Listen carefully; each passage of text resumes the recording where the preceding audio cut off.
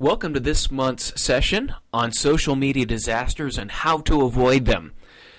This is, I think, a very critical class here because we need to discuss what has been done wrong in social media so that you'll understand how to properly do things right. A lot of companies start out with a social media campaign, but then they take the advice of either their agency or somebody else, and they really don't know enough about social media to know if that advice is good or bad. So unfortunately, what happens, and what has happened in this industry, is that there have been a lot of companies that have gone forward or just out of their own ignorance tried to do something that just didn't work out. We're going to look at the top disasters that have happened over the past couple of years, and we're going to analyze what made these a disaster. What were some of the factors that could have gone in to improve the campaign, or maybe it should have never happened in the first place? But overall, the goal of this session is to help you just to sit down and think about what could happen and how can things be perceived, but most of all to understand how are things done improperly that will cause the user population to rise up and rebel against what you're trying to give them.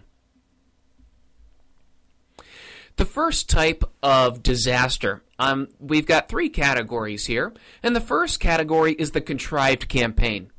I call it contrived because typically these are campaigns that have been done by ad agencies for clients, and the ad agency just hasn't done a good enough job in either covering its tracks so that people don't know that it's an ad agency, or they're just blatantly going right out and doing it, and there's no transparency.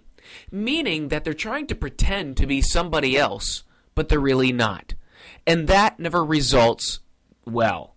Users will always smell a rat. And usually, if it looks too good to be true, it is. And that's what happens in a contrived campaign, such as the ones we're going to look at. The first thing I like to point out is I saw this billboard, I think it was about a year ago, and I took a picture of it because I thought it was pretty amazing that AT&T is talking about blogging. And I wasn't really sure what AT&T had to do with blogging, so I went to the AT&T website and did a search for blog, and there was absolutely no results. This is really what happens when a company jumps out in front of the market and tries to make it look like they know what's happening. But when you go to their website, there's absolutely no effort. There's absolutely nothing made of this initiative.